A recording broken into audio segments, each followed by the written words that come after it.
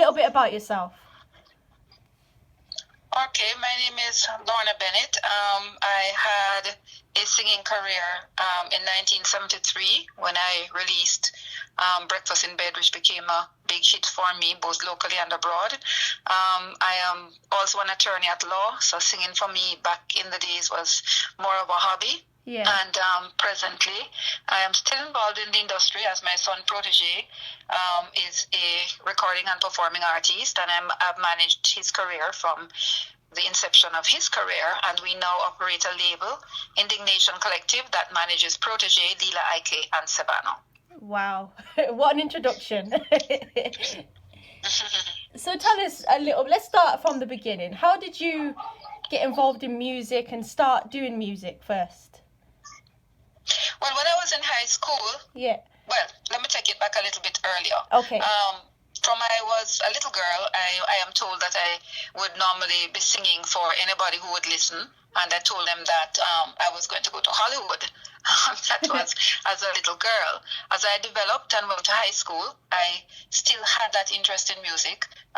We would put the vinyl on this old stereogram. I don't know if a lot of people know what a stereogram is. Yeah. But we would put vinyl on it, Diana Ross and Astrid Gilberto, whatever it was, and my sister and I, we would sing along, we would learn harmonies, we'd harmonize, and I just knew that I was always in a happy place when I was doing anything connected to music. Now, I come from a very rural part of Jamaica in St. Elizabeth, so I don't know where that came from. I guess it's something that was inborn. Yeah. But when I went to high school in Kingston, there was a group of young men from UTech, who wanted to form a band, and they asked us my sister and I, to do the female vocals on that band called Bare Essentials, which still exists today. And so while I was in high school, I started singing. We used to practice at the YMCA in Kingston. Okay. And Jeffrey Chung from No Generation Band and Harry J's studio heard me sing and pulled me into the studio, and I started, and there and then I started a recording career. And while I was at university pursuing law, I did recordings like Breakfast in Bed, Going to the Chapel, which were two popular ones in the UK, and some others. Wow. So what was the scene like in the 70s and for female artists in particular? Well, there were a few female artists around, notably Marcia Griffiths was there, Rita Marley was there, Judy Mott was also there, and a few other ladies. I didn't have a problem. As I said, for me, I approached it more like a hobby. Yeah. Because I was at university and I also knew that I wanted to do law as well. So it was an amazing time in the music, I would think. When I look back, I found a documentation from one of our radio stations here that used to put out a chart. And when I was charting, there was Dennis Brown, Bob Marley, Peter Tosh, quite a few of the Bob artists that would be veneered from that era, were there and doing well for the music. I think it was a stage when music was really at a high point in Jamaica, reggae music, yes. Wow. Oh, Jimmy Cliff and all of them as well was around at that time. Maybe a little bit before my time, but still, doing it. Yeah, definitely. So what do you think of the music scene now? I am quite pleased at what is happening now in the music. Yeah. I think there was a little lull in terms of reggae music because dancehall had become, and I'm speaking basically on the Jamaican scene, dancehall had become very popular since the 1990s. And at that time, I would think that a lot of young people were not paying attention to the music of yesteryear and reggae itself. I think, they were more into rap and more into dancehall, which there's nothing wrong with it. It's just that reggae was not getting, as much attention at the time, I would think. But I think that the music has come full circle where it's evident from a lot of the songs from yesterday that are being sampled by a lot of people. a lot of the young artists who have gone back to the Black Uhuru and so on, and appreciating that kind of music that perhaps they were not listening to when they were in the teens. Do you think there's... And Sorry, Karen. No, I was going to say, do you think there's a reason for that, or do you think it's just the time to go back to our roots? I just feel the music has gone full circle, and that's how life is in a lot of ways. Yeah. It happens in fashion, for example. You will see fashion of our time when we were teenagers growing up coming back, and people raving about it. Velvet, for example. Even mini skirts, you know what I mean? Yeah. Afros, for example. Natural hair, wearing hair naturally. Back in about 10 years or so ago, everybody was processing the hair. I remember when I was a teenager, I had a big afro at that time. And then everybody started processing back the hair, and then all of a sudden it has come back again. Yeah. People are becoming more conscious in terms of who they are and embracing their blackness.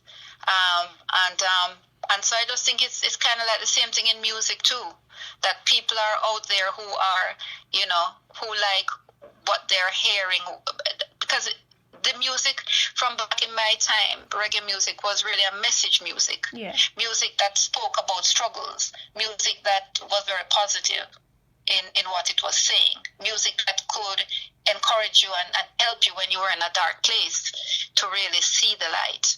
And I'm very happy to say that you have artists like my son, Chronix, and so many others, Kabaka Pyramid, Jesse Royal, all of them that are putting out music that is reminiscent of the music of our era, and that is in fact packing a heavy message in the lyrics that they're putting out there.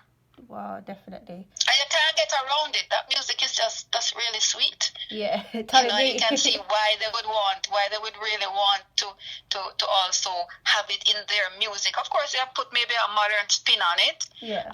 And it's not necessarily just a copycat version, but that they also, put a twist on it to kind of make it palatable to people of their age. Yeah, definitely. So, who inspires you?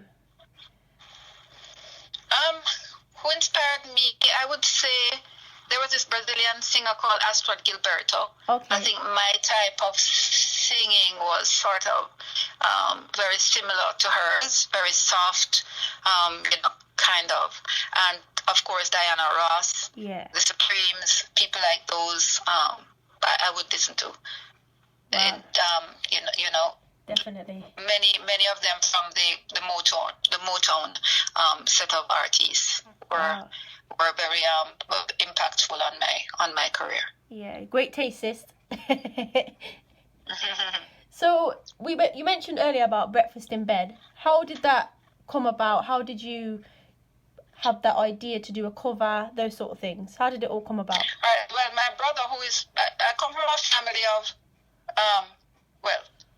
one of them is Don Corleone's father. Okay. That's Danny. That's my eldest brother. He was very into music. He's the one that would bring in the music. So he would go to Kingston and he'd come back with all the vinyl, and all of the music that I was exposed to was through him. And then my little brother now, he was also, all of them, he had a sound system and all of that. So when I started singing everywhere, I'd be singing, he'd always be there. And then one day he said to me, he brought me this Dusty Springfield version of Breakfast in Bed. And he said to me, I bet you can't sing this. And I said, all right. So I took it to my producer, Jeffrey Chung, at the time. Yeah. And he just came up with the reggae version, and that was just that. So it was really a dare. Okay. My brother dared me that I wouldn't be able to pull that one off. And we did it, and it just became a big hit. Wow, that was a good dare then, wasn't it? It was a good dare, yeah. So really, basically, I would say that he's responsible for the success that I had, because that is a song that really endeared me to the people out there. Wow. So you also mentioned that you took a break in music to study law. How did that come about? Because that's amazing in itself as well. So how did? Well, I did know that of what I was sure from I was growing up, there are two things I wanted to do. I wanted to do music, and I wanted to do law. Okay. There was no two things. I just knew that those two things I wanted to do. And actually, when I was singing, but I did the first year here in Jamaica, and then you have to do 2 years in Barbados. Okay. So that kind of cut into the continuity of a singing career. So I spent 2 years in Barbados. When I finished the LLB, I wanted to go to the UK to study music formally, but the same brother, I say big one, Yeah. he said that no, you're going to Norman Manley Law School, you're going to finish law. And so I did, and that was just it. I just kind of just packed it in and just concentrated on law and went into and practiced law thereafter. Wow. And started my family, and then that was my focus. Yeah. And you have your own practice? Yeah, I've been practicing law now for over 40 years. Wow. That's amazing. It's totally amazing. So, how did the career of your son begin? Was it from your influence? Nope. Okay. I have 2 children, a girl and a boy. Okay. I've never influenced them one way or the other. To me, a parent is there to support a child in whatever his dreams are. And it's so funny. Okay. My son went into music, and my daughter is a lawyer. Wow. And I never influenced either of them. Okay. In fact, my daughter did a degree at the Arts Institute in Fort Lauderdale in film. Okay. And she actually graduated cum laude and also got the prize for the best documentary. Actually, she's very good at that. And then when I thought, okay, she's going to come out, she's going to set up shop. In fact, several of my son's videos from the early days, she was the one that directed them. Okay. And I thought she was going to set up shop and, it's going to be in the video business, blah, blah, blah, blah, blah. The next thing you know, she told me she applied to law school. I'm saying, oh, Joey, another 5 years. And I said, okay, but I don't see how a degree in filmmaking is going to get her into law school. Yeah. So I just relaxed myself. Next thing you know, I got a letter in my office to say, accepted into law school. So there she went, and she did law. Now my son was the opposite. Everybody asked him, what do you want to do? I want to be like mommy. I want to be a lawyer and also want to be a musician. Yeah. So I said, fine. So he went off to Humber College in Canada to start off, and he started off doing his law club program. Turns out that he never wanted to do that. He just wanted to do music. So all the time he's up in Canada thinking that, he's qualifying for his law club program. He was up there writing lyrics. A lot of his songs that he put out in the early days were songs that he had written years before when he was in college. So when he came out and said he's not going back to finish, I said, but why you didn't tell me that you didn't want to do law? Yeah. I would have supported him anyway. Yeah. He said, well, it's music him doing, and he doesn't want one thing to fall back on. So he's not finishing that course because he's going to have to make a success in his music because he has nothing else that he's going to be able to fall back on as a profession. Wow. So that means that he will have to make it. And so he was here, he came home, he had no job, he was there, nobody would record him. He was here down here with me in St. Elizabeth, and he for about 2 years, and of course my family, they're very driven. A lot of them are professionals, and they're saying, you have the boy over there doing nothing, he needs to go to get a 9 to 5. Okay. And I would come over and say, OJ, I'm under pressure, what is the situation? And him said, Mommy, just give me 1 more year. I said, well, I give you 1 year already and I don't see anything happening. So, all right, I'm going to give you 1 more year. Within that 1 year, 2009, somebody gave him a rhythm and he made good use of it. That was his first release, Arguments, that started to put him on the map as a singer. Wow. I bet you're very proud. I'm very proud of him. He has very good work ethics. He really wanted to do what he's doing. Yeah. He has put his all into it. He has now created a label with 2 other artists that are doing very well, Lila Eke and Savannah. Yeah. He's very good at what he does. He's also now producing. And very proud of his growth. Wow. And so earlier you mentioned about Indignation. Yes, Indignation Collective. So he trades, OJ Oliver is his real name. Yeah. He trades as Indignation Collective. So the business is his. Okay. So it's a record label, and which manages himself, and Lila Ike. I don't know if you have heard of her, but she's doing very well as well. And Savannah. Yeah. So those are the 3 artists under the Indignation Collective roster. Yeah, wow. Because the reason why as well I really wanted to do this interview is because from when I heard your song Breakfast in Bed, I'm 26, and I think I heard your song when I was 16 years old, and it really touched my heart actually, because it was a female artist, and you know, like, there wasn't really that much female things going on, and so I was like, wow, this is amazing. Now to actually speak to you, I'm really humbled to be speaking to you, first of all. It really does mean a lot. And for those who are listening, what kind of advice could you give young people listening, whatever craft they're doing? What kind of advice could you give?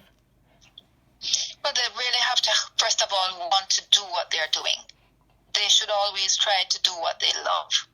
And if you're doing what you love, you are going to do good at it, because you are going to get up every day and really try to do it in the best way that you can. Yeah. So the first thing is to enjoy it. You have to have good work ethics. You have to work hard, and you have to believe in yourself and believe in your dream. If you don't believe in yourself, you can't ask anybody else to believe in you. And I think once you do that and you hone your craft, whatever that craft may be, you do it to the best of your ability, get up every day. Sometimes it may not be as good as you want it to be, but if each day you get up with a positive approach, to say, well, I'm going to get this done, I'm going to put in the best that I can put into what I want to do, I assure you the universe does not sleep. Yeah. I'm pretty sure we're going to reap the benefits of that. Definitely. Wow. So what kind of things are you getting up to now? You said you're still practicing law. Right. I'm still practicing law. As I said, I'm the what you would call the general manager of Indignation Collective. Okay. So I also do the legal side of the collective. Yeah. I handle my son's portfolio as well as Lila Ike. So just think of it that I play the role of, although we have a label manager and we have other people in the system, I really do play the role of overseeing the whole collective. Wow. Because with Protoje, he has to concentrate on his career as well. Yeah.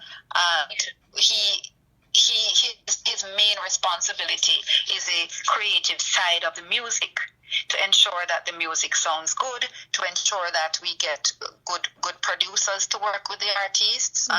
We're about to announce a very big achievement that we have been able to do. I'll let you know in due course. Okay. But all 3 of them will be releasing music this year, of course, as would be expected. And yeah, it's a packed itinerary.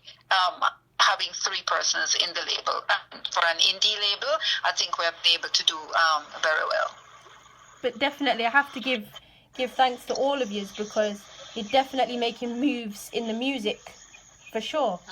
And to have such a positive outlook and an outcome of the music is really inspiring, because I'm seeing young people here in the UK singing Protoje, singing Lila Ike, singing Savannah, so obviously it's making a very positive impact. Yeah, well, we're very grateful for that, because that was Protoje's vision. Yeah. And I think because when he started out, it was like just he and I. Yeah. Putting one step in front of the other, and not having that person that was, say, calling him up on stage or playing the big brother role or looking out for him. I feel it's very important for him that he helps another human being to realize their dreams, because it had been so tough for him. His journey has been slow and painstaking, and we have had our ups, we have had many downs. Yeah. But one thing we knew is that we got up each time. Yeah, wow. And laugh at ourselves too. When somebody in our life would come and promise us, they can do this and they do that, and I realize, Lord Jesus, they're not really. Yeah, they're not going to do nothing. They really can't. It's just empty promises. Yeah. We just laugh about it, and you just say, Lord, Mommy, Yeah. Boy, I wonder really, really fool us this time. But we were grateful for the little steps. We were grateful for the little successes. And each year, at the end of each year, when we assessed, he would say, you know, we're better off than we were last year. And if we can say that we're better off this year than last year, then we would have achieved something. Yeah, for sure. That was the thing. Each year, if you can say, or each album you put out, you can say, oh, I created a hit on that album. Yeah. So when we put out the first album and we had Rasta Love, that was a hit. And then the next album came out and we had Kingston Be Wise. And especially in Europe, that did very well for him. And then the next one we put out, we had Who Knows, one of the biggest hits in the genre. And so we said it. And then the last one we had Blood Money. Yeah. Which is also, you know, a big hit for him. So, you know, if each album we can spawn a hit, you say, thank Jesus. And if you can, you know, if it resonates with people, your niche audience who just loves all the tracks on the album, then you can say, yes, work achieved. We have achieved what we set out to do. And to be in the industry for 10 years, still be relevant, we have to say, give thanks. Definitely. Because many have come and gone. Definitely, that's true. And he still continues to resonate. Yeah, and is now playing another active role in the music. And that's all you can ask. Yeah. That's all you can ask. And you can give thanks for that. Yeah. Wow. Very, very positive. I'm looking forward to the future, and I hope that we can have many more conversations. Sure, feel free to let me know. I know I gave you a lot of trouble this time around. But... Nah, it's good. It's good. You know what? I'm just so humble. I'm so thankful that you've, you know, taken the time out to talk to me, because I really do appreciate it. It's been so nice talking to you. I really enjoy talking to you. You know your music, and I can feel your love for the music. Thank you. And that's very important. I can feel that coming out of your soul, really. Wow, thank you very much. And you know what? I hope one day we can meet, you know? Sure, whenever I'm coming.